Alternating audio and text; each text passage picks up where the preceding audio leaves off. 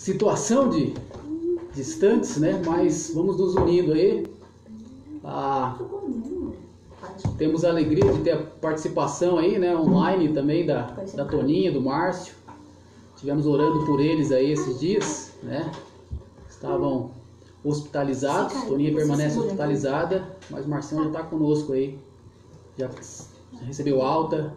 Então é muito bom para todos nós, ok?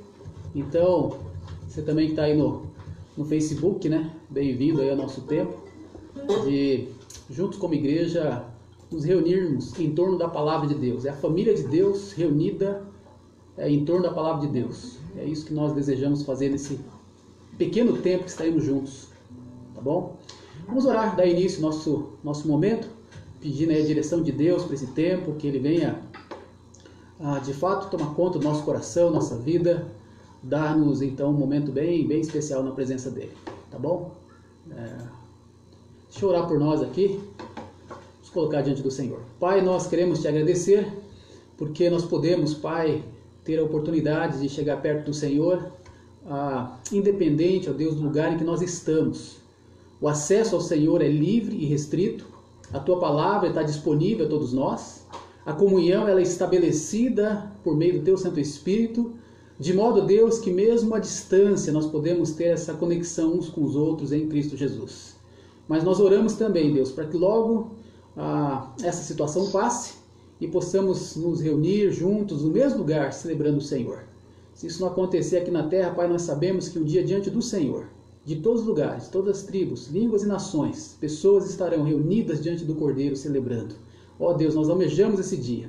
Enquanto não chega, nós queremos celebrar o Senhor, receber a orientação da Tua palavra, sermos dirigidos por Ti nesse momento. É a nossa oração, nossa gratidão. Agradecendo a Deus também, ao Senhor pela recuperação do Márcio, está em alta, também Deus pela Toninha, que está bem, o Senhor também tem acompanhado, que o Senhor continue abençoando esses queridos. Em nome de Jesus, amém. Muito bem, queridos, nós vamos cantar uma música aqui para...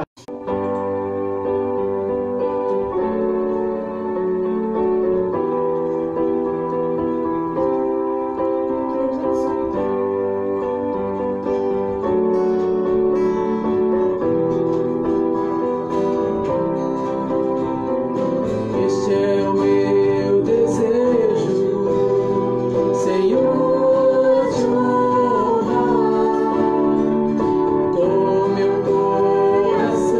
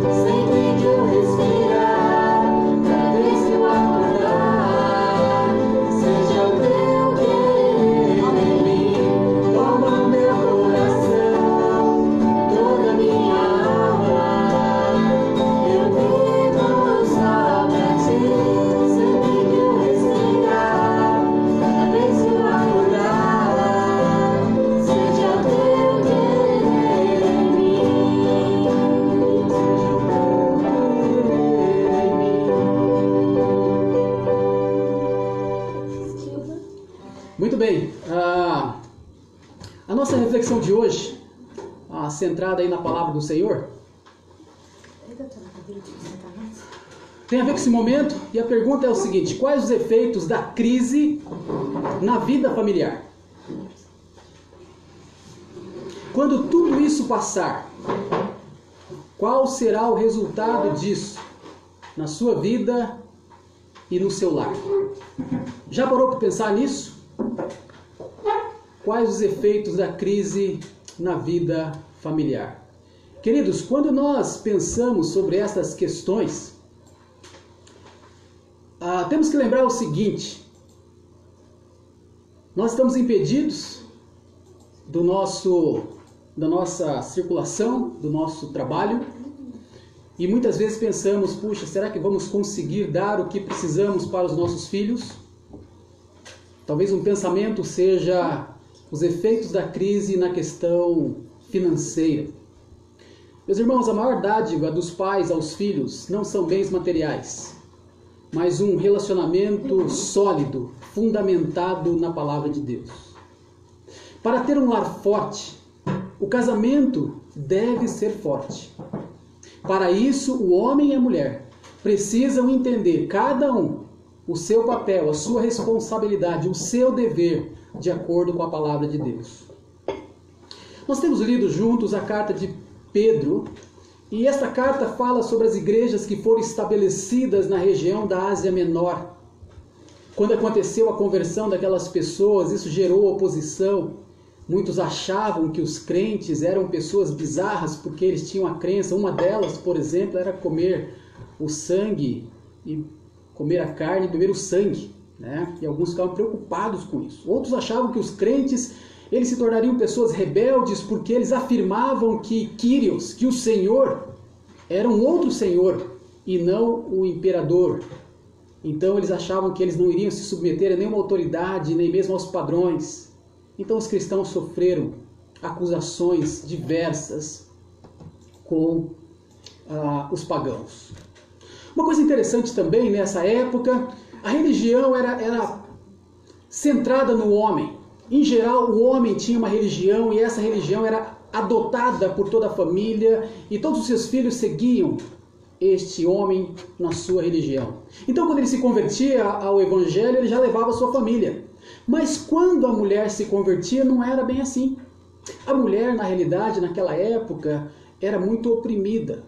O ambiente era extremamente machista.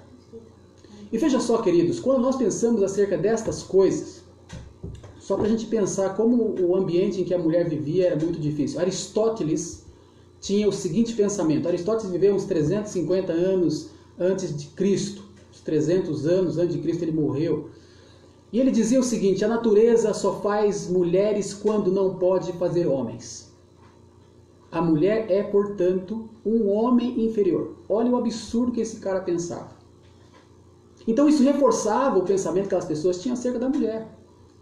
E aí o cristianismo, ele vem, ele salva o homem, ele salva a mulher, e ele dá para a mulher uma visão do seu valor diante de Deus, contrariando todo o pensamento machista daquela época. Por que eu estou colocando isso, queridos? Porque isso é muito importante para a gente entender o que Pedro vai escrever, para que nós não tenhamos uma visão do nosso mundo de hoje, porque a gente já olha sobre esse assunto que vai ser abordado com uma certa resistência. Mas veja só como que o cristianismo resgatou o papel e o valor da mulher. A Bíblia diz: criou Deus o homem à sua imagem. A imagem de Deus o criou, homem e mulher os criou. Gênesis 1:27. Percebe? Mesmo valor diante do Senhor.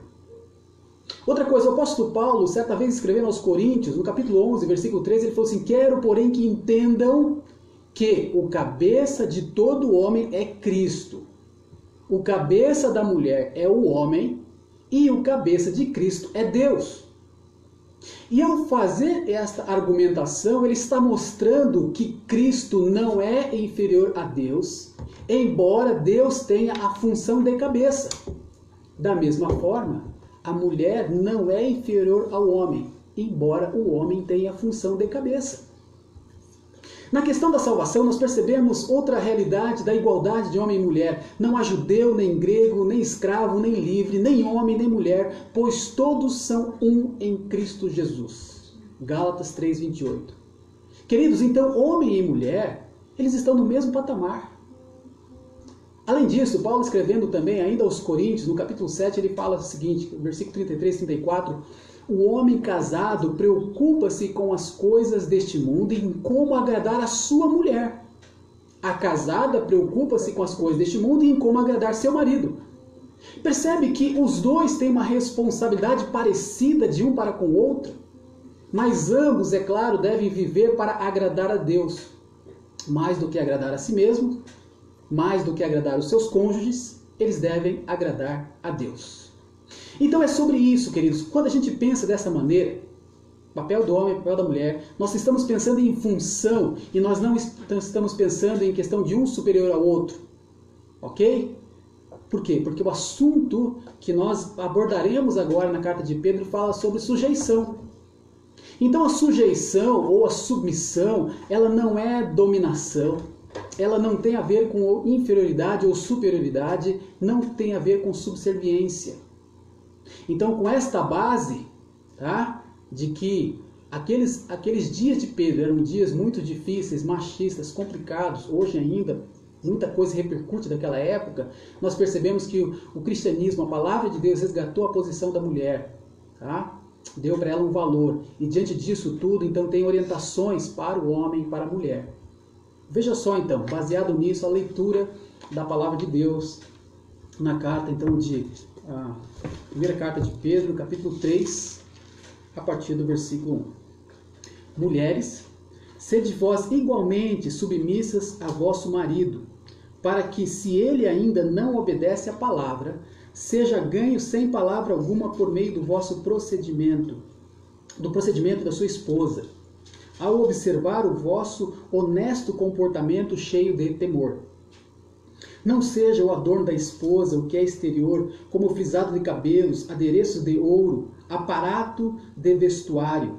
Seja, porém, o homem interior, do coração, unido ao incorruptível, trajo de um espírito manso e tranquilo, que é de grande valor diante de Deus.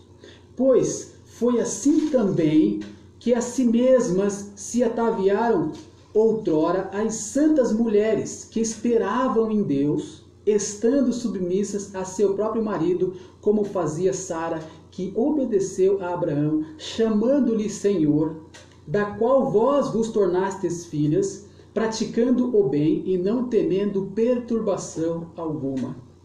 Maridos, vós igualmente vivei a vida comum do lar, com discernimento, tendo consideração para com a vossa mulher como parte mais frágil, tratai-a com dignidade, porque sois juntamente herdeiros da mesma graça de vida, para que não se interrompam as vossas orações. Então, meus irmãos, esse assunto que Pedro aborda aqui ainda está dentro daquele contexto maior de sujeição. E como as mulheres abraçaram a fé cristã, alguns poderiam pensar que isso causaria uma ruptura dentro dos lares, gerando problemas, inclusive gerando até separações, divórcios. Mas não é isso que a palavra de Deus orienta, não é nessa direção, não é para os problemas. Agora, então, qual deve ser o dever do homem e da mulher cristã no casamento? Do homem cristão e da mulher cristã no casamento. Ambos, a gente percebe aqui, marido e esposa, precisam demonstrar sujeição de um para com o outro, porque a gente percebe o versículo 3:1, quando ele começa, mulheres sede igualmente, aí veja só, o versículo 7, marido vós igualmente, e o assunto que ele está abordando desde o versículo 13 é sobre a questão da sujeição. Sujeição à autoridade, sujeição aos senhores, sujeição, então, ele vai falando sobre essa questão da sujeição, tá? E essa questão da sujeição, meus irmãos, ela é mútua, é de um para com o outro. A gente nota isso, por exemplo, Paulo, quando ele escreve a sua carta aos Efésios, ele fala que uma pessoa cheia do Espírito Santo, depois de estar cheia do Espírito Santo, uma ordem é: sujeitem-se uns aos outros no temor de Cristo, ou por temor a Cristo. Tá? Então isso faz parte da vida cristã. Então, de que maneira tanto homem como mulheres podem ser sujeitos uns aos outros? Tá? Lembrando que tem funções diferentes. O homem é o cabeça, ok? Funções distintas apenas dentro desse relacionamento. Então, nesta carta, o papel do crente, né, lembra? Sujeitai-vos a toda instituição humana. Servos, sejam submissos aos seus senhores. Agora entra na parte das esposas, entra na parte dos maridos. Então, não é rebelião, mas submissão. Então, e às vezes, dentro desse contexto, a gente nota que ele traz um exemplo muito forte, que é o exemplo de Cristo. Ou seja, é melhor sofrer e dar um bom testemunho do que se rebelar. Então, o exemplo de Cristo, ele mostra essa questão de que o exemplo, o bom testemunho, ele é fundamental, mesmo que isso tenha que levar ao sofrimento. Tá? Crentes, como ele tinha dito na sessão anterior, são chamados para o sofrimento. Então, algumas mulheres poderiam estar sofrendo na mão de maridos inescrupulosos. Tá? Então, quando Pedro ele aborda, por isso que a gente percebe também que a grande parte dessa orientação para homem e mulher, a gente nota que tem uma grande parte voltada para a mulher e uma parte pequena voltada para o homem. Porque as mulheres, elas estavam talvez sofrendo mais nesse ambiente por conta da sua fé. Tá bom? Mas o caminho, seja para o cidadão, seja para o escravo, seja para a mulher, seja para o marido, é o mesmo: sujeitai-vos, tá? Uns aos outros. Então, através da sujeição, Deus ele quer mostrar, ele quer evidenciar o testemunho do seu povo, e ele quer calar os críticos. Nota que essa ideia de que pelo seu bom comportamento eles deveriam fazer com que as pessoas se calassem. É difícil isso, queridos. Mas o que Deus está propondo não é só para a mulher, é para o servo, é para o cidadão, debaixo de uma autoridade que muitas vezes não é tão boa assim. Tá? Mas vamos falar especificamente agora aqui das mulheres. Ok? 3 observações acerca então dessa questão da sujeição da mulher. Tá? Em primeiro lugar, a gente percebe assim que ela deve, como o versículo fala, submissas a vosso próprio marido. Minhas irmãs, sujeitar-se ao seu próprio marido. A lealdade é ao seu marido. Afinal de contas, vocês se tornaram uma só carne. O marido é o cabeça, sim. Ele representa Cristo na relação, né, Cristo e a igreja. Então existe uma ordem, existe uma hierarquia, existe uma organização, melhor dizendo. Tá? Então a mulher, ela deve sujeição ao seu marido e não a todos os homens. A sujeição, ela não é genérica, mas uma função dentro do casamento. Tá ok? Então não é uma questão assim de gênero, porque ele é homem, tem prioridade, porque não, queridas. O que a palavra de Deus está falando, seja submissa ao seu próprio marido. Ok? A outra coisa que ele fala aqui, para que se ele ainda não obedece à palavra, então deve haver a sujeição, minhas irmãs, mesmo se ele ainda não obedece à palavra.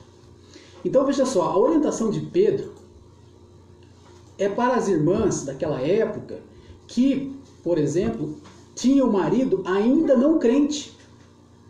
Agora deixa eu dar abrir um parênteses aqui e deixar algo bem importante para todo mundo, tá? Quando fala sobre essa questão de que se ele ainda não obedece à palavra, não existe nesse texto uma autorização para casar-se com um descrente, tá? A Bíblia tem uma orientação clara sobre isso. O crente tem que casar com alguém da mesma fé, tá? Não se deve pôr em julgo desigual com o incrédulo. Mas o texto aqui está regulamentando a situação daquelas esposas que se converteram e o marido não se converteu. Ok? Então, mesmo que ele não tenha se convertido, as mulheres deveriam estar sujeitas a eles, mesmo não sendo crentes. Lembrando o seguinte, nós já falamos isso nos textos anteriores, sem violar o limite da palavra de Deus.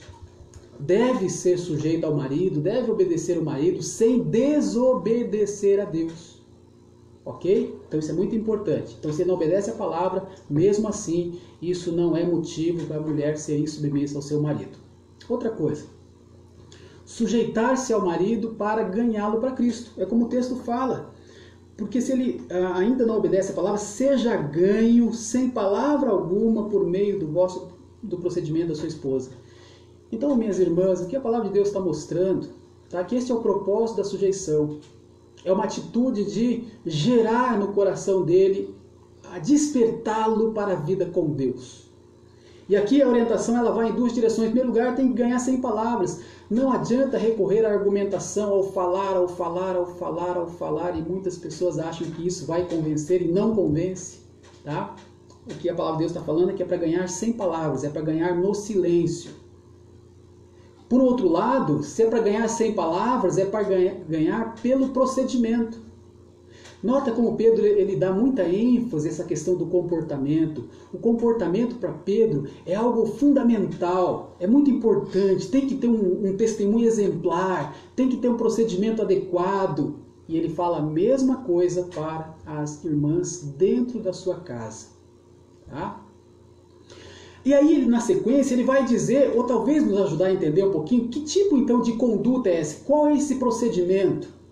Qual é a maneira então da esposa agir que pode levar o seu marido à conversão? Ele diz no versículo 2, ao observar o vosso honesto comportamento cheio de temor. Minhas irmãs, o que a palavra de Deus está colocando aqui é que este comportamento que pode levar o seu marido, se ele ainda não obedece a palavra, a obedecer a palavra, é esse comportamento puro e respeitoso. Tá? Se a gente pegar a palavra aqui no original, é isso que ela significa. Quando ela fala aqui a ideia de honesto, tá? A ideia de puro, e a ideia de respeitoso, a ideia de reverente. Então, seja puro sem más intenções, sem segundas intenções, sem outras intenções. E reverente significa com todo respeito. É claro, irmãs, que quando fala disso aqui, essa palavra Pedro gosta muito, ele fala essa palavra da ideia do temor, da reverência, em vários pontos da sua carta. Porque ele está refletindo o seguinte, que é necessário, em primeiro lugar, temer a Deus e depois temer as pessoas, ou seja, respeitar as pessoas. Ok? Porque sem o temor a Deus é difícil fazer as outras coisas.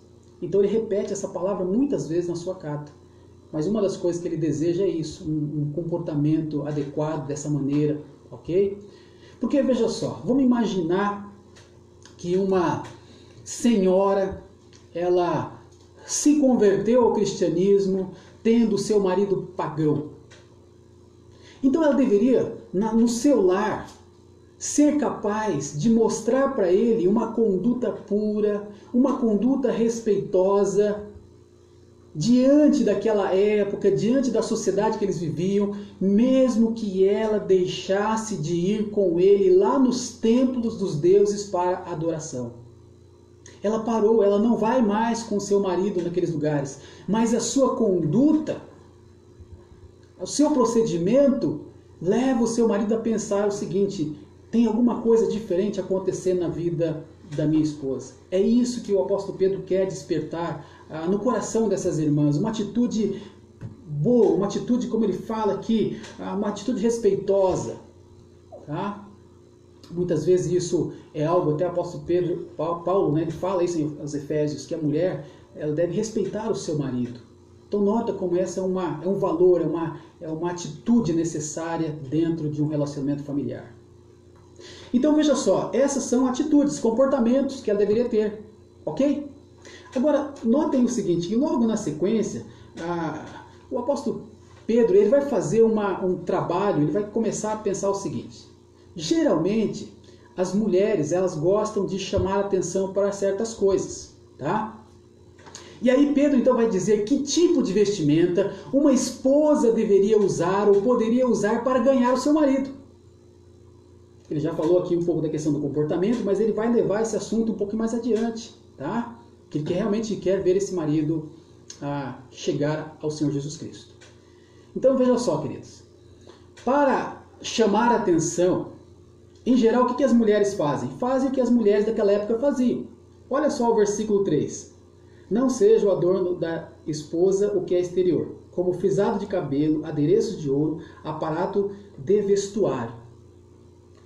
Meus irmãos, quando a a mulher ela quer chamar atenção, né? Ela vai investir no cabelo, né? Vai fazer lá salão, vai fazer chapinha, vai pintar, vai fazer luzes, enfim, vai investir no cabelo. Vai investir em acessórios, né? Joias, colares, brincos, pulseiras, etc. E vai investir em roupas. E é exatamente, veja só, as mesmas coisas de hoje eram as coisas daquela época. Não é diferente, né?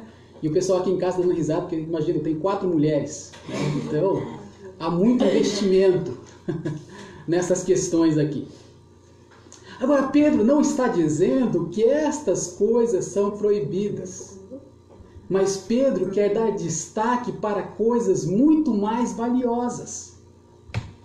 Uma beleza, como ele fala logo na sequência, uma beleza interior, somada àquilo que é incorruptível. Ou seja, a beleza de um coração que foi regenerado. A beleza de uma vida que é unida nas coisas que não perecem, como a herança que você tem com Deus, como a palavra que foi semeada na sua vida. Meus queridos, quando a mulher ela tem esta vestimenta, quando isso faz parte da sua vida, na realidade ela vai mostrar um comportamento cativante, algo que vai chamar a atenção, sim, do seu marido para Cristo. E é exatamente isso que o apóstolo Pedro quer despertar nas irmãs.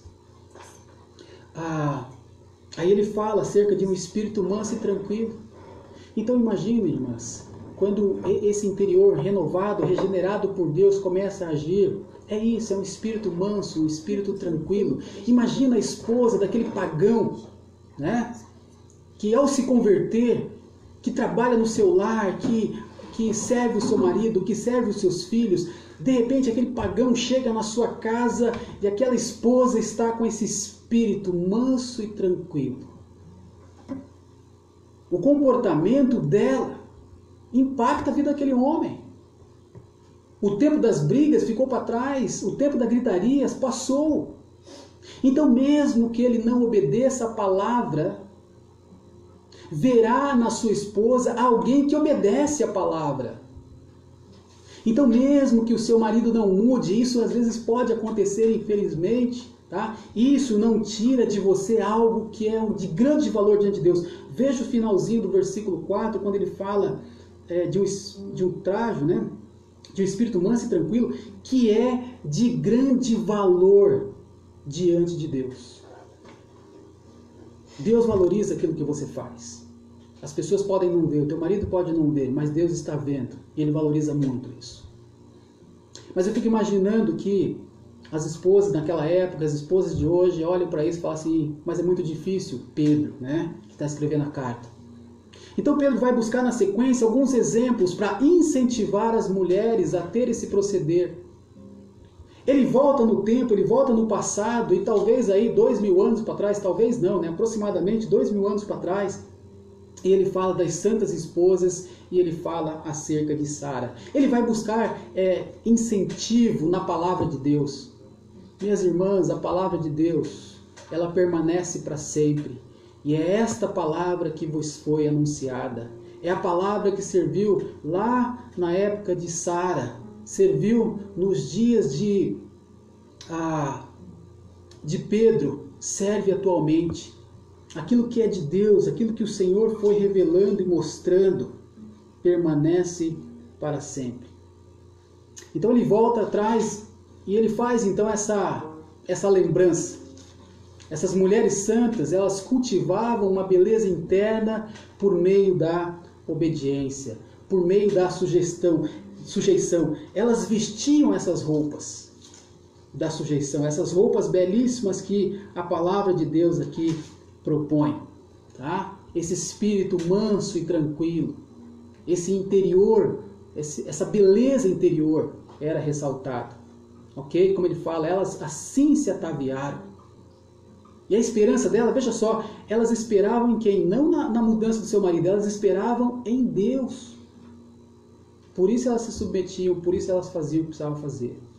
Aí logo na sequência ele fala, como fazia Sara, que obedeceu a Abraão. chamando-lhe Senhor. Isso aconteceu quando Sara questionou se ela poderia dar um filho a Abraão naquela idade. Ela já estava com 90 anos, quase 90 anos, Abraão estava com quase 100 anos e ela fez essa pergunta: será que eu vou dar um filho para o meu Senhor? Minhas irmãs, vocês se tornaram filhas de Sara. Façam o bem, sem qualquer, como ele fala aqui, sem qualquer consternação, não temendo perturbação nenhuma, não tenham medo de fazer a vontade de Deus. E aconteceu, né? Lembra? Sara seguiu o seu marido e ela quase foi parar, na verdade ela foi parar no harém de Faraó e depois lá na casa de Abimeleque. Se não fosse Deus ter tirado Sara dessa situação, o que seria? Então é um exemplo realmente de que você pode confiar em Deus, deixa a sua vida na mão do Senhor, mas faça o bem. Mas deixa eu dar um pequeno parênteses aqui ainda nessa questão do sofrimento, em obedecer a Deus, tá? É um chamado do crente. Então se você estiver passando por dificuldade, não desista do seu casamento, mas busque ajuda na família da fé. Tá bom? Se você é cristã, busque outras irmãs para orar, busca uma orientação da palavra de Deus. Pode haver necessidade também, talvez tenham mulheres sofrendo, tá? Em que você precisa da ajuda das instituições humanas. Como diz a palavra de Deus, que foram enviadas por Deus para castigo dos malfeitores. Então, debaixo da qual todos nós, homens e mulheres, estamos sujeitos. Tá? Então, irmãs, ganhe o seu marido, se ele for crente e se ele não for crente. Se ele obedece ou se ele não obedece a palavra. E aí, logo na sequência, então, Pedro agora volta-se para os maridos e ele diz o seguinte. Eu queria aproveitar a palavra aqui de um comentarista, o Warren Wiersbe, que ele faz o seguinte, ele mostra 4 aspectos em que o marido deve cuidar e ter consideração pela sua esposa. É dessa maneira, então, que ele mostra a sua sujeição. Ele fala, em primeiro lugar, quando ele, olhando para o versículo aqui, maridos igualmente vivei a vida comum do lar. Aqui ele está falando, a palavra original fala sobre a questão de viver, habitar, coabitar. Então tem a ver com necessidades físicas. Então o primeiro aspecto que o marido deve cuidar da sua esposa é suprir as necessidades físicas da sua mulher. Os bens materiais do lar. Aquilo que a família precisa. O homem tem a função de provedor. Tá? Desde a criação do Éden foi estabelecida dessa maneira. Outra coisa, ele fala com o discernimento. O marido tem que conhecer, ele precisa ter conhecimento da sua esposa. Saber o que se passa, saber o que alegra, o que a entristece. Agora aqui, veja só, aqui está falando para maridos crentes. Porque logo na sequência a gente vai falar sobre oração. Tá? Então precisa conhecer os anseios da esposa, os medos, os sonhos, os desejos. Para isso, então, é necessário gastar tempo, investigar, perguntar, para ter, então, esse conhecimento. Isso é fundamental. Então, não dá para ficar à distância. Então, veja só, físico, intelectual, e agora, veja só, ele fala no aspecto emocional. Quando ele fala que, tendo consideração com a vossa mulher, como parte mais frágil. A ideia aqui é de manusear algo frágil, algo com cuidado, algo com atenção. É claro, irmãs, que a mulher não é mais frágil em termos mentais, morais, espirituais, não é nada disso. O que está chamando a atenção aqui são os aspectos físicos, principalmente. E em algumas situações, o aspecto emocional. Porque Pedro quer que o marido cuide da sua esposa. Então, por exemplo, ele não deveria usar a sua boca para denegrir a sua esposa, para atacá-la, para agredi-la verbalmente, mas deveria incentivá-la a progredir. Tá? Então, algo muito simples para nós, maridos, é o seguinte: elogiar, agradecer, incentivar. Isso é fundamental, né? Por aspecto emocional do lar. Alguém já disse que o marido é o termostato do lar. Termostato é aquele que determina a temperatura, né? Aquece ou esfria. A esposa é o termômetro. Ela indica como é que está a temperatura no lar naquele momento. É interessante se pensar dessa maneira, tá? Então veja só, o aspecto então físico, intelectual, emocional, mas aí depois Pedro então fala sobre o aspecto espiritual. Tratai-a com dignidade, porque sois juntamente herdeiros da mesma graça de vida, para que se não interrompam as vossas orações. Meus irmãos, tratem com dignidade cada um a sua esposa. Com honra. como uma preciosidade. E notem que, ao abordar essa questão espiritual, Pedro tem um pressuposto de que o casal cristão ora. Como pode haver um lar cristão sem oração? Cada um deve ter sua vida devocional, sem dúvida nenhuma. O marido, a esposa, tá? Se são crentes os dois. Mas tem que ter aquele momento em que a oração é em conjunta. E essa é a responsabilidade, então, como Pedro está colocando aqui, para o homem. De ter o culto doméstico, de chamar a família, de se reunir, de fazer, enfim, de dar essa questão.